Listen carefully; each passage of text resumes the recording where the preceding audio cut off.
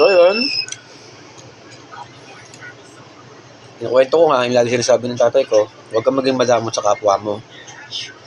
Meron ka, magbigay ka.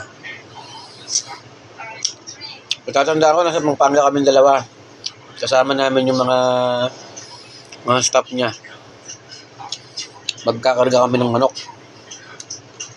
May nadaanan kaming Lamay. Pero kilala na tatay ko doon kasi. Kasi madalas siya nagpupunta doon kasi nandun yung farm eh. Yung totoo to, hindi niya kilala yung tao. Hindi niya kilala yung tao, yung buong mag-ano. Bumaba siya ron sa sasakyan. Sinama ako doon sa loob.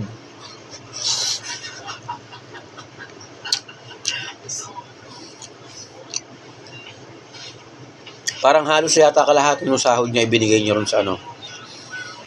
Sa nabiyuda.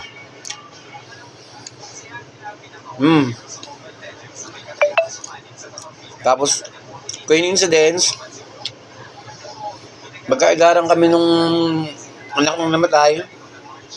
Nung nag-o-office na ako, naalala niya ako. So, under ko siya, bisor niya ako. Hindi mo na ako natatandaan, kuya. Sabi sa akin ganon. Abo, hindi talaga. Kahit anong tanda ko, hindi.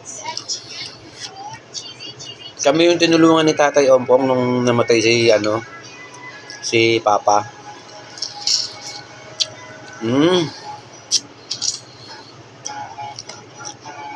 Tsaka nagsigin sa akin, ay oo nga pala, may tinulungan nga pala tatay ko nung araw na yun. Ayun. Tsaka pinapakita lagi ng tatay ko sa amin huwag kayo maging madamot kahit kanino. Nagpakita man ng hindi maganda sa inyo yan, huwag nyo sukulian ng hindi rin maganda. Hayaan mo sila.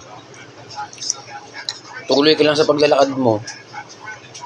Daming obstacle pero kakayanin mo yan.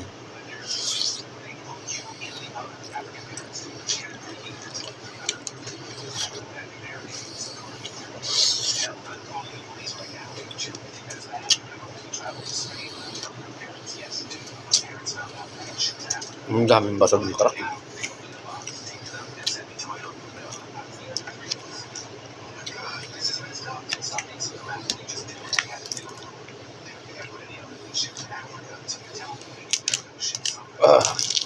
Ang katas. Ang kapal ng kaligay. Kat uli.